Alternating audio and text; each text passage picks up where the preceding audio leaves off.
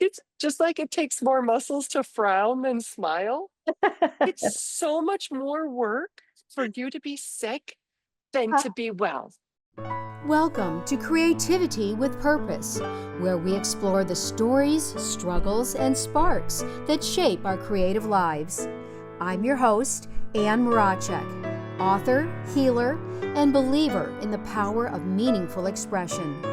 Together, we'll dive deep into what it means to create with heart, live with intention, and heal through the beauty of storytelling. I'm Ann Maracek, and this is Creativity with Purpose. Today, we're speaking with Jennifer Juniper. She is a transformational speaker, author, and intuitive healing coach who helps people with chronic conditions go from confused and stuck to clear and in control. Through her signature approach, she empowers clients to uncover the root cause of their illness and reconnect with their inner compass, because true healing begins within. After healing from Crohn's disease over 30 years ago, Jennifer made it her mission to share what she's learned about the powerful mind-body connection and the wisdom behind every symptom. Her work guides others to dissolve limiting beliefs, rewrite their stories, and step into the life they were truly meant to live with clarity, certainty, and confidence. Hi, Jennifer. Hi, Anne. So good to see you. Thank you. This is going to be so fun. I know the two of us align very closely with our beliefs and our purpose. And I know you're writing a book. What is your upcoming book titled? Called Gut Instincts, an intuitive approach to health and wholeness. Wonderful. I love it. Well, you know, your story is so powerful. How did finding your purpose influence your ability to heal? Well, when I was in the hospital from Crohn's, recovering from surgery, bowel resection, I was barely coherent out of anesthesia. And I Right. asked for my fiance at the time. He's like, "Can I bring you anything from home?" And going back in time a bit, I'm like, "Yeah, my electric typewriter because I need to update my resume." And he was like, that's what you want? Like, you're on a morphine drip. And I'm like, that's what I want. I mean, that was my, like, you don't have much of a filter then. So that was really something expressing itself Yeah. through me that didn't really make a lot of sense to me either. But my whole purpose and what I felt I was here to do shifted before I was even in remission, before I even left the Wow. hospital. Wow. Fantastic. Well, do you see healing as a creative process? Oh, yeah. Yeah. Art, healing is way more art than science. I think many things are. I think life is more art than Yeah, I science. agree with that. We give science like this, holy grail kind of status, like it's something solid and certain that we can lock into. And we look at art as something sort of ethereal and vague and hard to grasp. It's more alternative. I see those as opposites. That science is the changing, always testing, always questioning its latest results. And I see art as the solid thing, the creative force. Yes. That's what you anchor to. That's what I anchor to. So most people look at healing as science, and I think that's where the mistake is. Once you look at it as art, it opens up a whole world of potential and possibility. Okay. I understand where you're coming from. Um, I find that when I can connect to source, that's where the creative flow comes. And also, that's where the inner knowing comes. Yes, exactly. And I know you talked about symptoms having wisdom. Can you clarify what you mean by that? Yes. So I look at your body as having a love language with you, Hmm. as having a relationship with you. So it's a communication device. It's telling you things. And we tend to judge those things as either we like them, they're good, they're bad. but really they're messages. And if we focus so much on the messenger, like the way it's being delivered, we miss the message. It'd be like your mailman giving or your mailwoman giving you a piece of mail and you arguing with that delivery person about the mail instead of just opening it up and looking at the message. Like what is it that it's trying to say? And your body knows, source knows. Huh. And as Lao Tzu says, at the core of your being, you know exactly what you want and who you are. Yeah, yeah. Your approach is very intuitive. Mhm. Would you say that intuition is a form of creativity? I think of intuition and inspiration like Okay. twins, right? Oh, I love They that. they're both like guided. Like somebody will be like, my gut, right? I don't know. My gut's just telling me it's right, it's not right. I can't Yeah. really explain it. And I think inspiration, it's like salt and pepper, like it's Mhm. right there too. And it's the same sort of thing. It doesn't really run, it will use the physical form, but that doesn't where it isn't where it inhabits. It inhabits in the ethereal and it expresses itself in physical form. And so intuition and inspiration really have the same MO. Mhm, mhm. Um, so how did creativity show up in your healing journey then? Well, when someone tells you at 22 years old that there is no hope for you, basically, that it's a chronic illness, that you will have it for the rest of your life, that they can't cure it because they don't know what causes it. So Uh-huh. all they can do is manage the symptoms, and you'll have good days and bad days, and that's your life. So really hard. I was a junior in college. I Uh-huh. had big dreams and big plans. Sure. And so that was like just a stop in my road. But I also had an amazing doctor who told me he actually had two groups of patients. He had the group, the first group, that listened to everything he just told me, and it was true for them. They suffered good days, bad days, remissions, and flare ups. It became a Like self-fulfilling prophecy. words are powerful. Mhm. So he had the second group, he said, he goes, they don't listen to anything I say and they get better. Yeah. And the only difference I can see between the two groups is a decision. So I chose to be in the second group. Well, that necessitates creativity because Yes. I'm outside of the boundaries of what science knew at the At time. the time, right. So I literally created my own treatment plan and then pitched that to a doctor who was incredibly skeptical, but I'm very convincing. Yes. You probably don't know this about me, but you and I share a very similar experience in that when I was 16, so I was a sophomore in high school, I was in a horrific car crash. And of all things, my algebra teacher rear ended my car. Yeah. And I was at a complete stop and he was going 40 miles an hour when he hit me. And this is back in 1972, I think.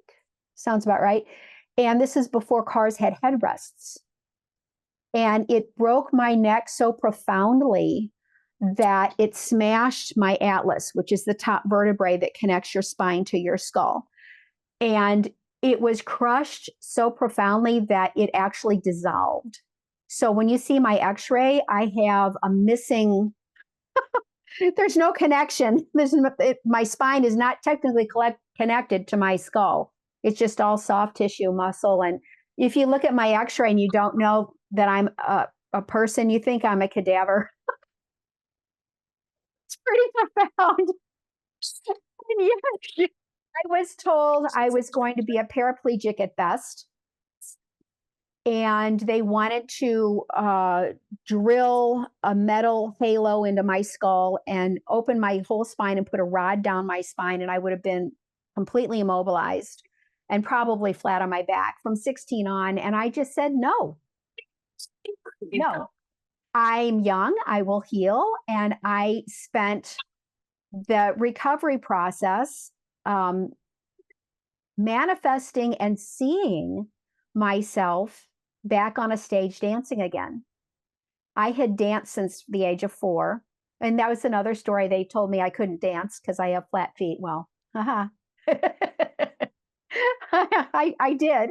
I never did do ballet on point, but everything else I managed to accomplish. But that being another story, I just said no. I'm not going to accept this diagnosis. This is not the life that I'm projecting for myself. And I went within and I went up to divine and I went up to source and I imagined a different future for myself. And lo and behold, I just simply was not going to sign for that box of snakes when it was delivered to my front porch. Right? Yeah. So, Yeah, not available for that option. right, exactly. That living as a paraplegic from 16 on was not an option. Yeah, was not going to accept that. And it sounds like you did the same thing. You went within and you went up for your own healing path. Yep. And I think this is the step that is so important. It is the first step, and it's the step that people don't take. It's like it's almost so easy to overlook the power of decision, the power of choice. Yes. It's first of all a power that nobody can take from you, and nobody can proxy for you. Nobody can be my power of decision. Nobody can make my choices but me. I may think I am not making them, but then I would ask you, then who is? Like Yes. you're either a pawn on the chessboard or you are co-creating with the creative force of the universe. I don't see a lot of gray area there. I agree. And when you decide, when we make a decision, so we don't think that sickness is a decision, but I look at it like this. When I eat dessert, I'm not making the decision to have cavities either. It's just a byproduct. It's Right. a It's a consequence. possibility. Hmm. So I'll eat pie and I will get the short-term benefit of that, but there will also be long-term. And I look at that life that way as well, Yeah. that I might be making some decisions that are giving me a short-term gain, but long-term, there's going to be ripple effects that if we start becoming more and more self-aware, which creativity and art is so great for that, Yes. the more we know ourselves, the more we start to see these things.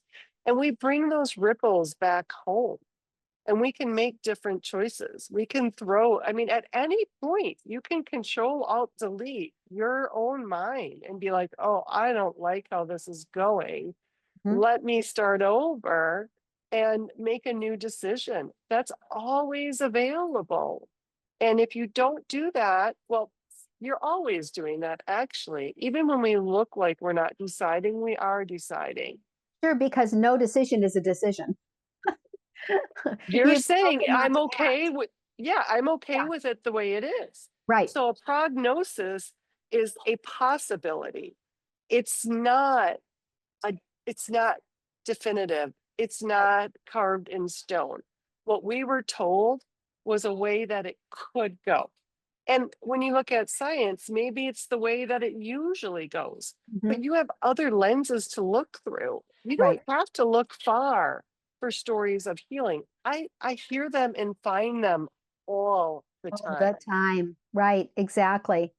You know, I think our society in general pressures us to give up our power. We are taught as children to give up our power to the teacher or the school. We're taught to give up our power to the doctor. We're not encouraged to think for ourselves, to be our own advocates. Mhm, And mhm. I think that we need to become self-aware that we are empowered beings, that we do co-create our own reality. And I think we were talking earlier a little bit about that quantum physics is finding out now that actually this isn't even solid. We're energy beings. And Yes. we are energy that's expressing itself in a form. And so having that growing and flexible understanding of how the universe works, I think, there's a whole thought process now that this is actually simulation from source, from energy. Well, then I choose to simulate that I'm going to be dancing again, right? And that's exactly what I did. 2 years after that neck breaking car wreck, I was on stage singing and dancing at the Palace Show at Six Flags over Mid America as a theater voice major, then going in on to KU. So I didn't, the thing that it did do, it did change my path. And, you talk about synchronicities. I had been on the path of becoming a concert pianist. I already had Schumann's Piano Concerto in A minor ready to perform with the symphony. My teacher and coach was looking for auditions for me to do this, to perform it. And that was the trajectory that I had stubbornly clung to. The one thing the broken neck has done is that it doesn't allow me to practice the 8 hours a day that I would need as a concert touring pianist. I do have pain, neck pain, difficulty with my shoulders. I still perform constantly, but not those big long pieces. I do shorter works now. But that aside, it was the ability to really reconnect with my own self, with my own desires, and to know myself and to know that even though I have some limitations now, I'm going to take all of that piano background that I had, all of that practice didn't go to waste. I shifted and I then became a music composition major. So, yes, I'm still using all of my background. I'm still using my piano. I compose at the piano. But now I have taken, instead of performing someone else's creative effort, I am creating on my own. I'm creating my own music. And it was a shift that I found was necessary for me. And I think I was so stubbornly clinging to the performance that it took something as traumatic as breaking my neck to wake me up to the fact that that was not my path. And now I understand that would have been a life of solitude. I would have lived out of a suitcase. I would have gone from city to city to city to city, playing the same piece over and over and over and over again like a machine. I would have given up all the connectivity and the family and the home to be this nomad traveling the world performing one song that someone else wrote. That is not the life that would have been fulfilling for me at all. I'm very social. I'm very connected to my family. I'm very nested in my home and my garden. And I find my joy and my passion in the actual creativity, the actual composing of the music. So, yes, that was a horrific, painful, difficult event. And yet, it's what I needed to steer me in the direction to live who I'm supposed to be in my best life. So, Soul knows. Yeah. yeah, sometimes I think people look at an illness or a trauma as, oh, I'm being punished. What did I do to deserve this? And why does everyone hate me? And why does the universe hate me? And maybe it's just trying to wake you up. Maybe Yes. it's that inner connection that you need to find. Yes. And we all came with a seed. We all came with a purpose. And so we get directed by various things, those messengers again, that they're showing us. I mean, I was in a job, I was a social worker job, but I was doing a lot of meetings. I was working for the Uh-huh. county government in the administrative services building. I mean, we had a lot of meetings about how to help people. We didn't do a whole lot of helping people. And I was very frustrated by that. Like I would walk by, we were in a big house, our offices, and I remember walking in the back door past a guy, with his feet up on his desk, reading a book, just waiting to retire. My office mate would file her nails on the phone and have long phone conversations. And I'm just bubbling and boiling over with ideas of how to help people that are struggling. Yeah. And I just felt like I had these reins in this job. Like I had about half my time was direct access, not even half. Mm. And the other half was writing about it. And it was not enough for me. I was slowly eroding. Mm-hmm. And so that certainty of wanting to update my resume was that, oh, I've now walked through the fire and all I want to do is light this way from other people. And my soul knew it before my body knew it. My body's still on a morphine drip. Yeah. It still can't even laugh or hiccup without intense shooting pain. Yeah. But my soul is ready. Like we Uh-huh. will update it in lucid moments that we have.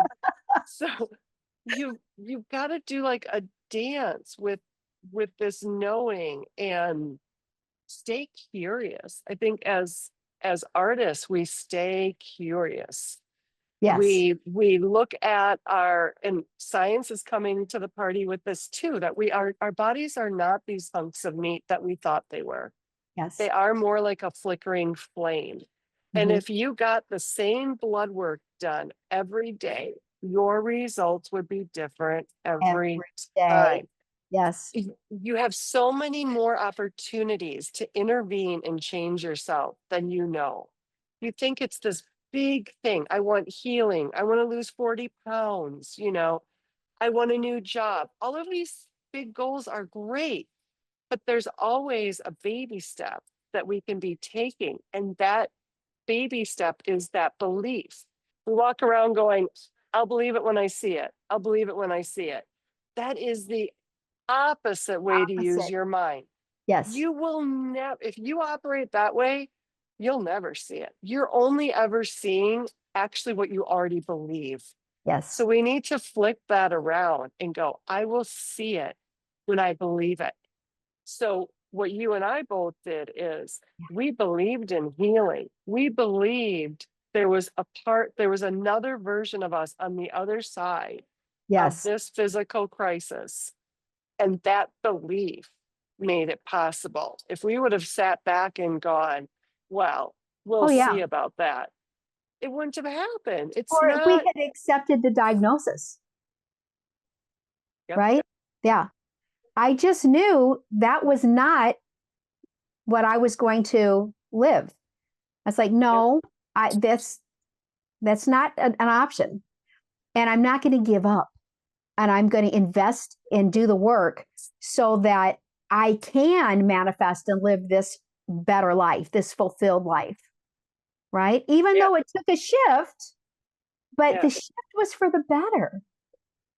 It's almost like science, like medical science is like the law of averages. Like they Yes. take like Yeah. this is the average experience that you can expect. And Uh-huh. doctors don't want you to get too optimistic. They want you to temper, they want to manage expectations. They're in that business, but nobody's going to know my body better than me. And I also can borrow. Like I didn't have stories of people healing from Crohn's, but there were stories of people not dying from cancer like they were Sure. supposed to. And Right. I borrowed that. I didn't hold myself separate and go, well, woe is me. I'm over here suffering. No, I went, oh my God, if they can overcome cancer, then I can absolutely overcome Crohn's. I Yes. let their story be my story. Sure. Absolutely.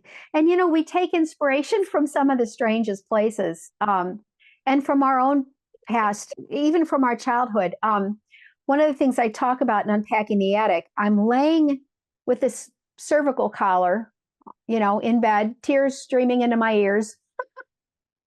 And I'm remembering my pet turtle of all things.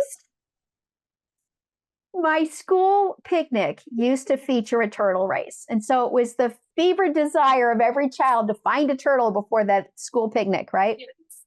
So this one year, my dad brings home this poor creature that had been hit by a car and left to die. And his shell was broken, and he, poor thing, actually had maggots eating on him on the inside. It was just pathetic. Well, we took it upon ourselves to resurrect this turtle, and we gave him warm Epsom salt baths every day and fed him good nutrition. And instead of hiding from us, he used to come out and be ready to play, and he'd swim in the warm Epsom salt water. And, he healed. All of the cracks in the shell healed, closed, and he became bright eyed and beautiful. And he would have won the race had he known which direction the finish line was in. He was definitely the fastest. He took off that way. But the point is, here's this tiny creature, and he has enough spirit and enough life force to heal from insurmountable injury, right? And I'm thinking, it's a turtle. How much Yes, more powerful should I be as a human being, right? yes, yes. He can get up and run races. I can get off of this bed and dance, by golly. I think it's one of the greatest disservices we do to ourselves when we hold someone else's success separate from our own. And we'll even go further than that. We'll say damaging things. We'll Yeah, become jealous. We'll yeah, say, well, we'll actually sink lower. Oh my yes, God, that's the opposite. Anybody rising, a rising tide lifts all boats. Anyone yes, rising up. I can be drafted by that. I can be pulled up by that. And the absolutely. other thing I see with that turtle story is look at the power of love. Do you Yeah, think that he would have healed, he or she would have healed that way on the left on the road? no, exactly. No, but you brought him into a safe home, just like you can't heal in a hurricane.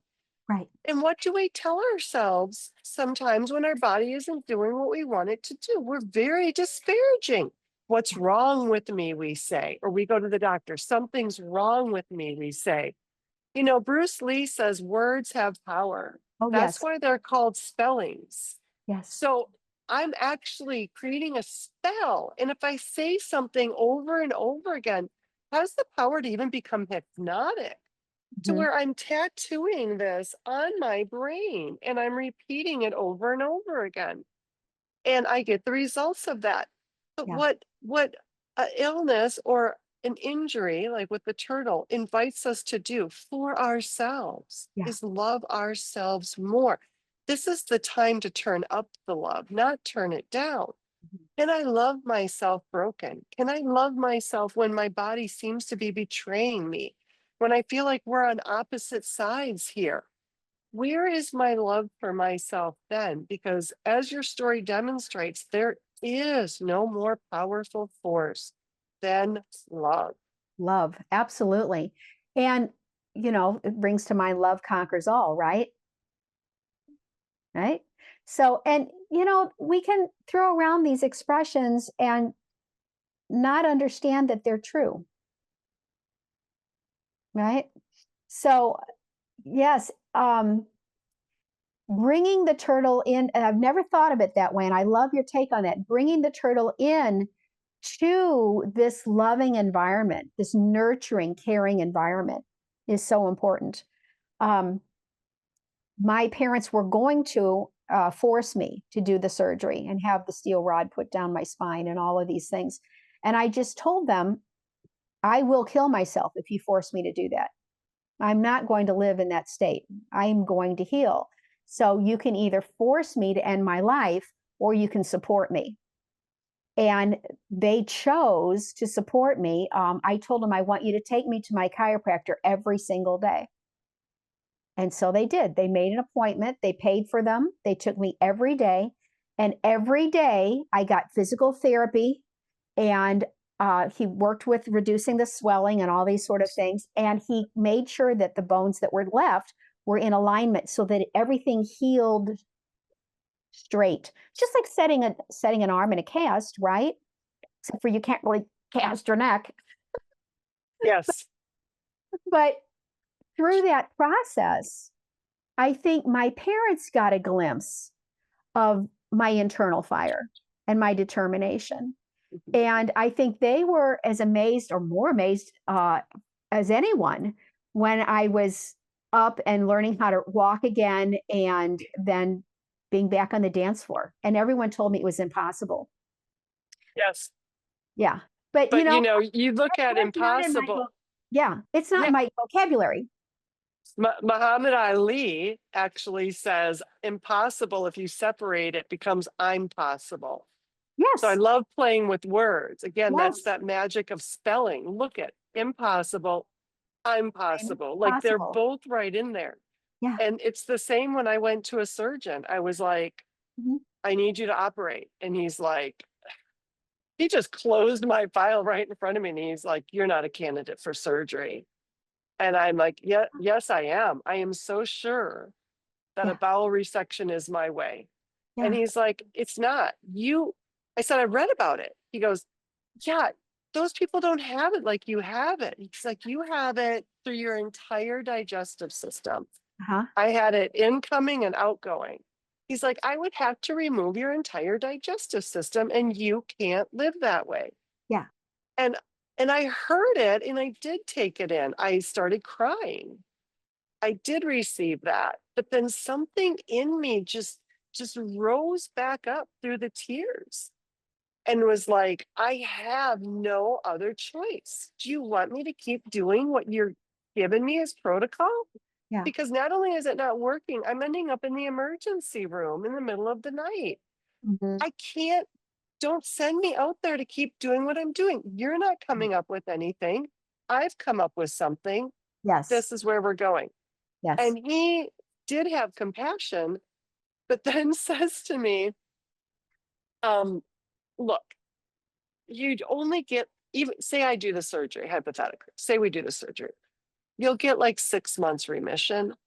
It's going to come back right where I sewed you up because it's a weaker part of your body. Well, when I heard 6 months, I don't know what he was trying to do with 6 months remission. I guess send me away, but it did the opposite. I said, 6 months? Yeah. I I haven't felt good for 6 days in a row for Yeah. 6 years.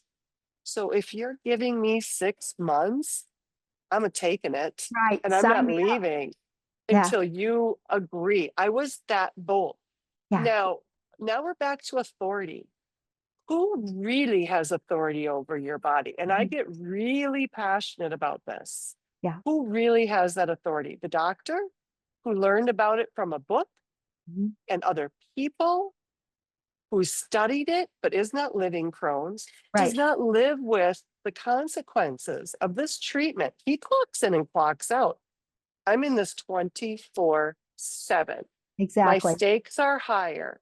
It needs to come from me. And nobody, I don't care how much you have studied Crohn's disease, you do not know me. I've been in your office for 15 minutes. You Mhm. can't possibly think that everything in that file is everything to know about me. You Exactly. don't know that I'm meditating. You don't know Right. that I'm using affirmations. You don't know that I'm eating in a way that I'm not supposed to be eating, but I'm feeling better. You don't know any of those things about me. You just know protocol. And I come to you for protocol, but I look to myself for potential. Mhm. Nobody defines my potential but me. So I knew if I could get 6 months, I had a feeling that I could extend it. That if Yes. I could feel good again for a little while, that I could fan that flame Mhm. where before I was just always, I felt behind the 8 ball. Like I'm just always trying to get around that 8 ball. Mhm. So it's getting that start, whatever we can do that gives us a little fresh bit of hope and stick to our guns and Absolutely. find what you people might go, well, I don't know what to do. Well, then let's start there. Let's start by having a conversation with you and your symptoms and seeing what are they trying to say? What's behind it? Yes. Yes. And emotional trauma works the same way. And I think oftentimes emotional trauma will manifest itself eventually, if left unchecked and undealt with, as physical symptoms. That's the whole premise of my book, Mm-hmm. Metaphysical Causation. Exactly. Sure, medical science couldn't tell me the cause, but Louise Hay could. Yeah. It was metaphysical. It was something in my childhood conditioning, a few things actually, Mhm. that had developed into this sickness. And the sickness was trying to set me free from them. The way that I was living, much like your way, was not a good way for me. I didn't know it on a conscious level, but Mhm. I knew it on a subconscious level. There Yes. was a part of my brain that went, you are pushing yourself. When is it going to be enough? Mhm. When are you going to be able to be satisfied with your accomplishments? And it was like, probably never. Yeah. So if not Crohn's disease, something was going to reel me in and be like, listen, girlfriend, you have lost the plot. This is not Yes. what we came here to do. Let's Right. reconvene. Let's have a Yes. little talk about this. Let's get on the same page. You don't know it at the time, but Yeah. if you trust it, it will come to fruition. Creativity and art are not linear. Like you Mhm. said, they're random. It's a song lyric, it's a Yeah. line in a movie, it's overhearing a conversation, it's reading something in the newspaper. But if you don't make the decision, you'll never see or hear those things.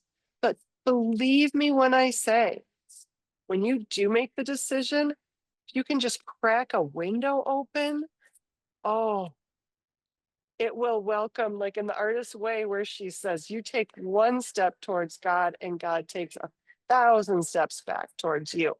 You don't need a big movement for change. I would venture to believe it's the opposite. It is the tiny decisions we make that Yeah. set the big things into motion. Oh, absolutely. Absolutely.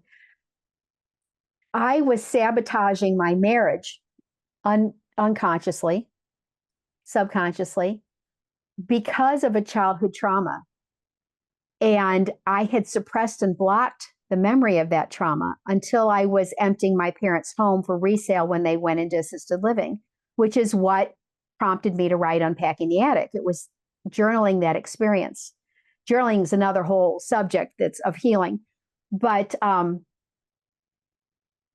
I was often abandoned as a child and I'd forgotten it. I'd blocked it.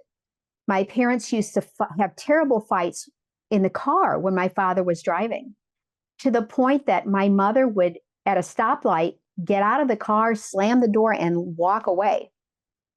Now, I'm a toddler strapped into the back seat, watching mommy leaving, hearing all this anger, not understanding, just feeling the intensity of the emotion, and not knowing if she's ever coming back, and also knowing my father has never been a caregiver to me.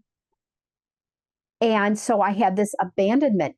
The person that I'm looking to for my very survival is leaving me, and I'm completely forgotten, right?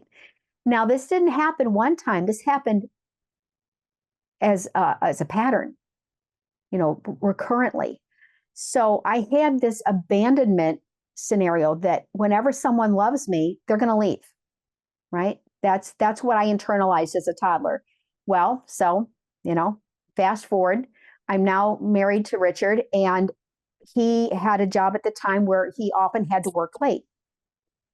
I was in a marketing department and they had deadlines for campaigns and so forth. And so, he'd call and said, well, got to stay in the office, until X amount of time. And I would immediately go into a panic. He's going to leave me. I would have a panic attack. And it was nothing to do with him, right? I was triggered. I was responding as the toddler strapped in the back seat, but I didn't have an active memory of that at the time. Well, during the process of journaling and writing Unpacking the Attic, those memories resurfaced, and I realized the source of that limiting belief. And once we dealt with it, And I was able to reframe it with adult perspective and say, okay, that was then. I am no longer dependent on those fighting people for my survival. I survived. I'm an adult, and this situation and this relationship is separate from that. So I quit bringing the past into the present with that adult Mhm. understanding and perspective. So reframing, repurposing those memories, and realizing that my relationship with my husband doesn't need to be negatively impacted by those old emotional scars, right? So it's a matter of reframing and repurposing and allowing yourself to do that mental work, allowing yourself to remember and to look at the headlights straight on and decide, okay, I'm going to fix this, right? So Absolutely. it's an empowerment within us. That's And the gift. yeah, That's it's really the there. gift of the illness Yeah. is the empowerment, is the, hey, I'm going to take charge of this, especially chronic. I deal with people with chronic Yeah. conditions. And I have a broad definition of health, Mhm. mental, emotional, spiritual, Sure. physical. That's all health, and it all connects. But it's the invitation to unpack. I love the idea Yes. unpack. I had a Yes. great chiropractor once, and she told me your body is a basement and Yes. it has stored all of these boxes. Think of a basement, right? Where you put stuff away. You don't even know what's in it. You don't really want to deal with it. It's not something of your everyday life. She said, but when I adjust you, we're going to be on your body's going to be unpacking those boxes. So be prepared for emotional Yes. releases as well as physical. So sometimes I would cry Mhm. during an adjustment. Sometimes I would laugh. I'd seen a lot of chiropractors before one told me that. Changed the game for me. Yes. I mean, that that one approach. So when you look at chiropractor, you're like, okay, that's a genre, right? But then within that genre, you've Yeah. got this one person that's adjusting you just a little differently. So then even when people are like, well, I've tried that, that hasn't worked. Well, have you tried it like this way? Yeah. There's nuances to how we do things. Mhm. And it is an iceberg, the subconscious. So you're only seeing Yes. that tip, right? You're Right. seeing Right. the symptoms, you're seeing the expression of it. But underneath, just like a kid will say their tummy hurts when they don't want to go to school Yeah. because maybe there's a bully or there's a test they're not prepared for. Do you Uh-huh. think that kid's actually going, oh, this is because I don't want to go to school? No, that's Mhm. under the water. Right. The parent can see it. So Yeah. we do the same thing as adults. We're driving it up to what we can see. But if all we're doing is giving our attention to that peak, we're missing the major part of the Right. iceberg is underwater.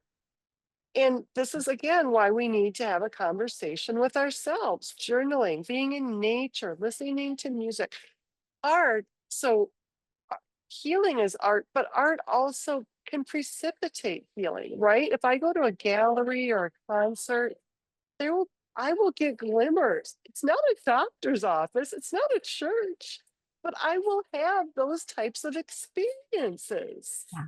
I've had more spiritual experiences at a concert than I've had at church.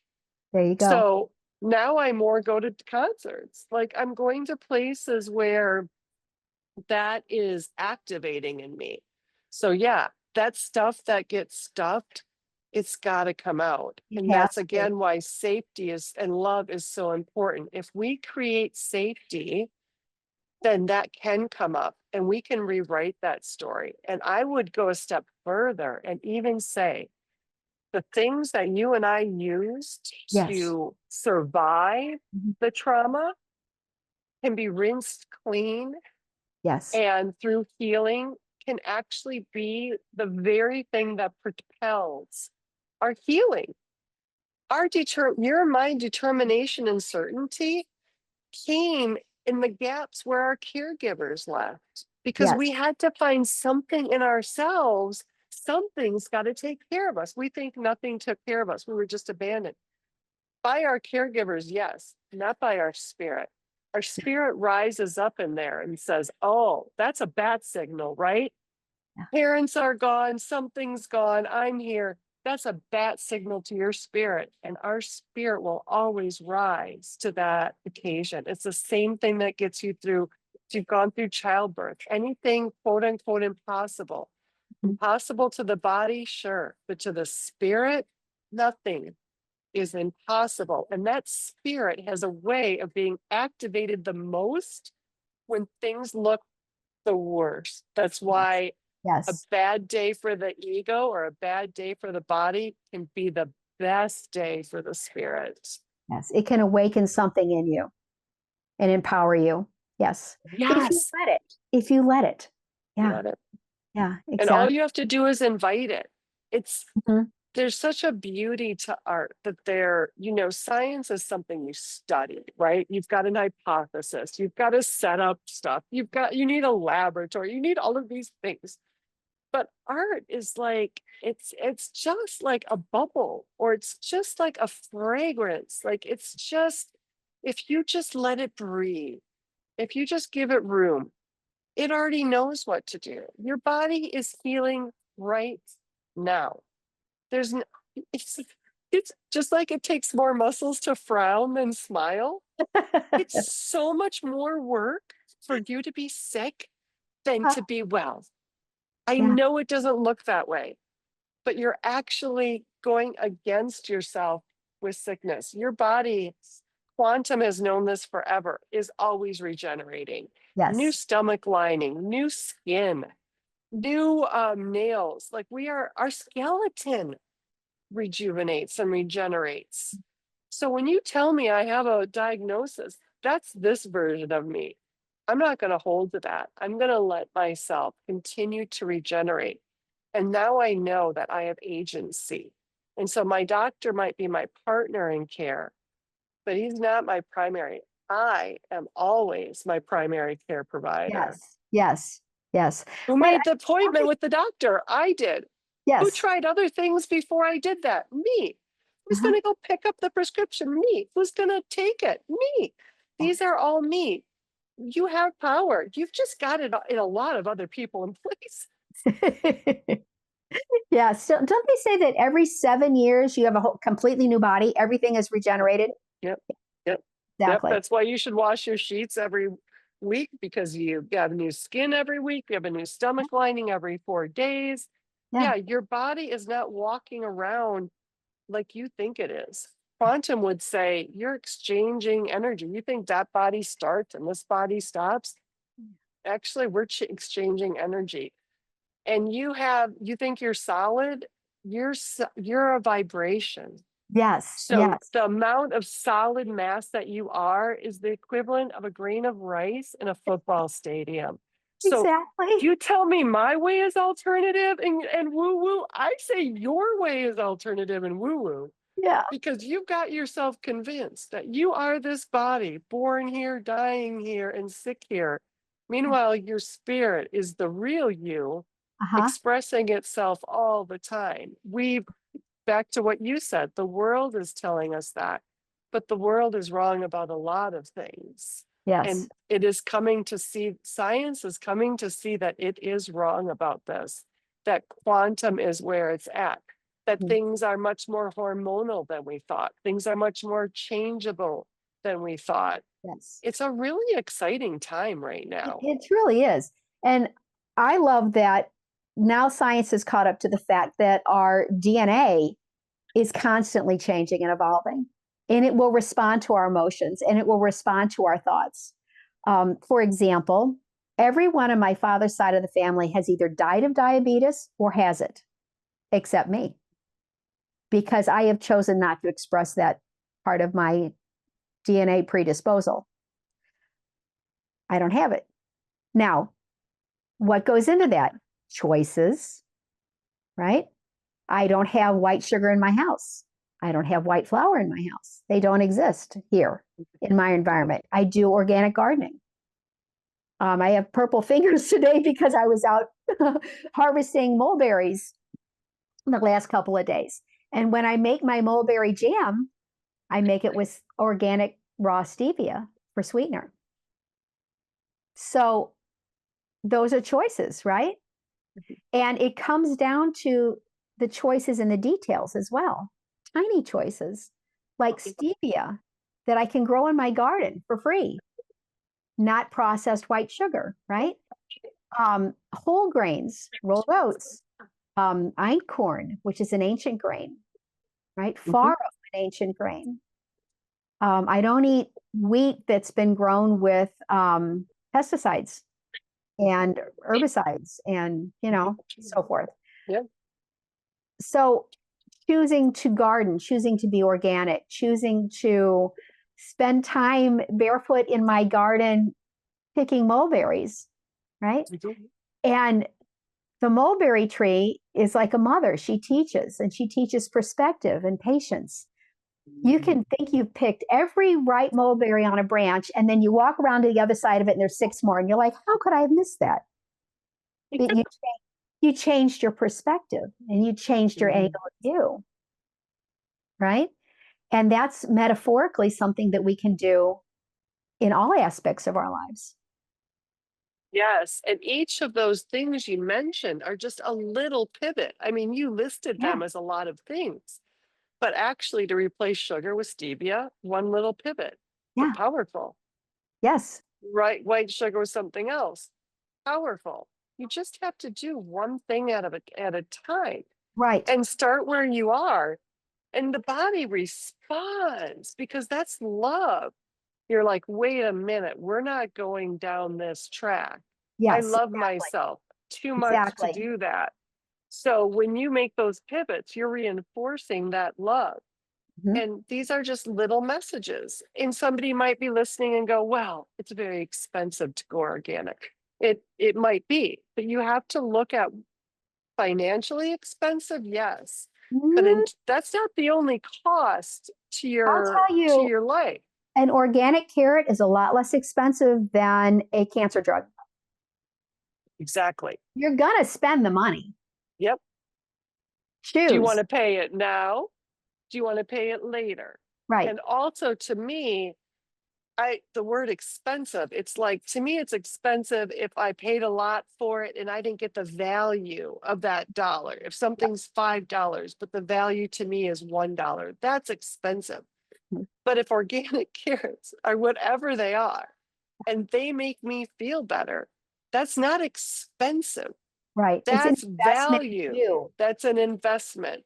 I would much rather, I'm 56 years old and I'm not on anything other Exactly. than herbal and natural things. Yes, So when yes. we want to start talking about cost, first of all, look at cost and time, but also we have a way, especially as Americans, of only looking at the financial cost. Yeah. But there are psychological, psychosocial, there are so many other costs. Well, So and you're not getting away with anything. right, exactly. Choose quality of life. And I would also say choose your worth because what are Yeah, you really saying? Is this really about the price of carrots? yeah, Or is this about, am I worth yeah, $5 for carrots versus three? yeah, Let's get really honest with ourselves yeah, because that tends to be what we say that yeah. I'm not worth it. I should just get, especially a trauma response. We're Yes. trained to just to put our needs and wants aside and Mhm. just get by on the minimal. But there's a great little clip of Alicia Keys doing a podcast, and she says, we do not get the life we want.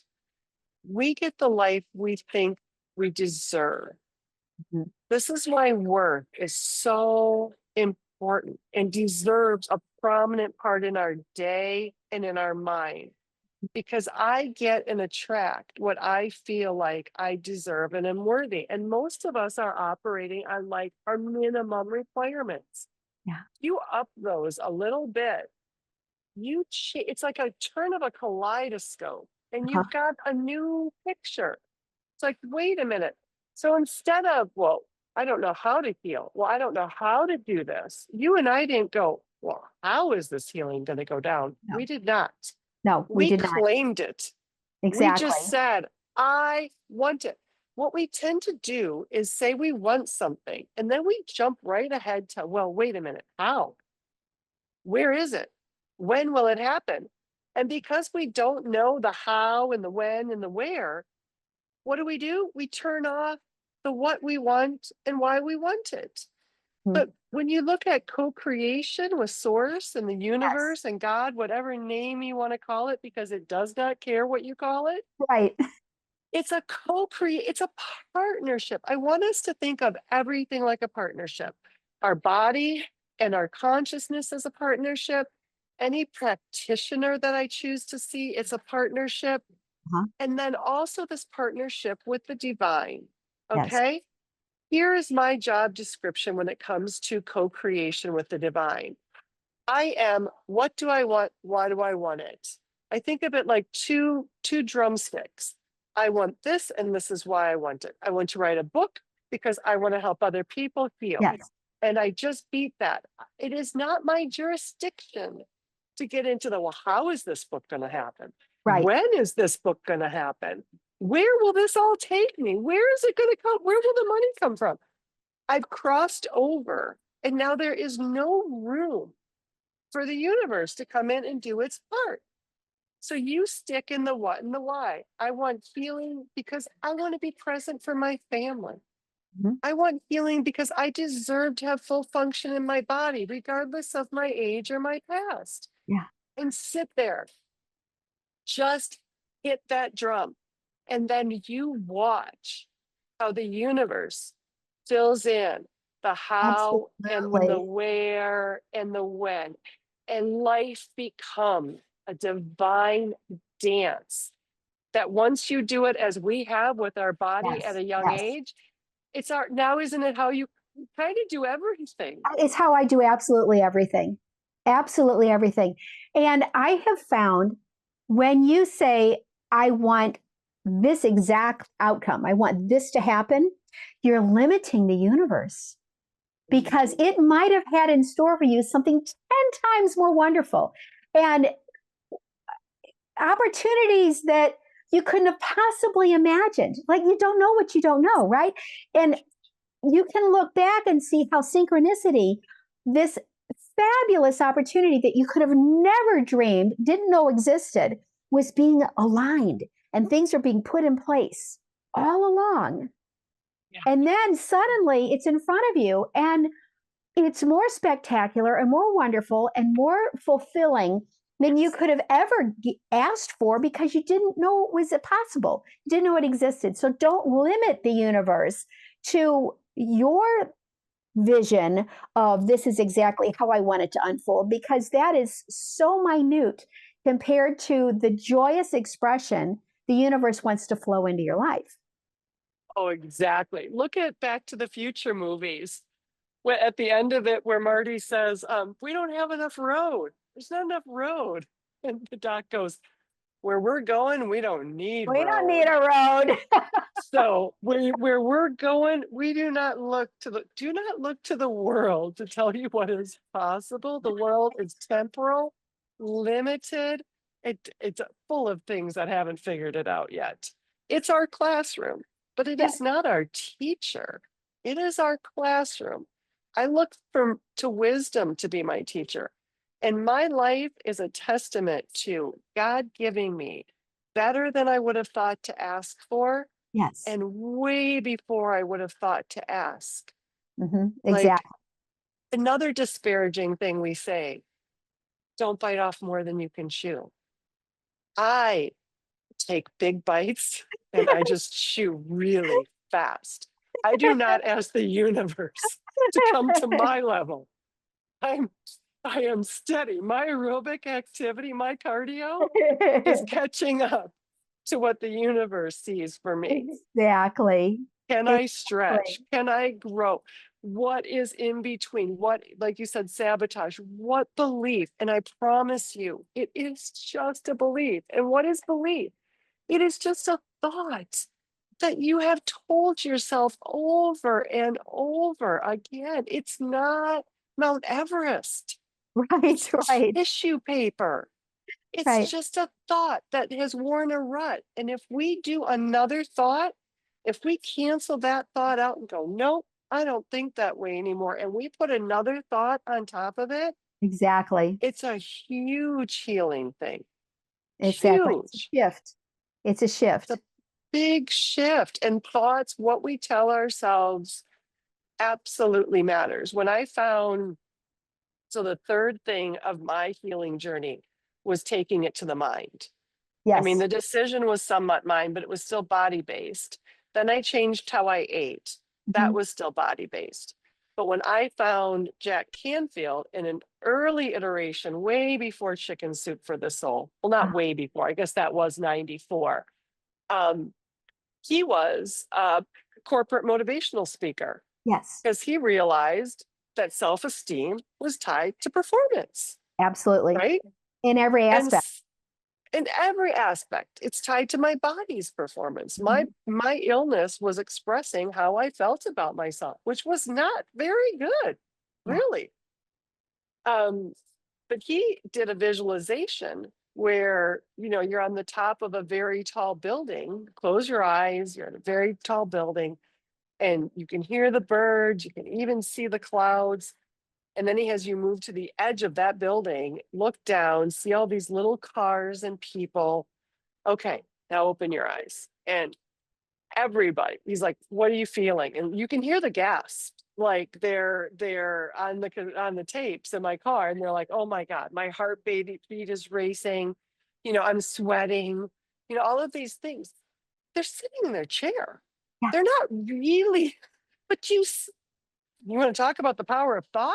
Yeah. Then tell me why people sitting in a conference room in a hotel have Yeah. just elevated their blood pressure, their pulse, cued their nervous system to sweat Yeah. just by visualizing being on the top of the building. Exactly. So visualize yourself being well. Visualize yourself dancing on stage, right? Exactly. And And the body see goes, what oh, happens. I guess that's where we're going. And Use it your complies. imagination It like a kid. complies. Yeah, absolutely. It I'm gonna has no choice. I'm gonna ask you a question that I like to ask everyone I speak with. And that is, what is your definition of a fulfilled life? Mm, Mm, that is such a good question. Like again, the semantics of that, like fulfilled.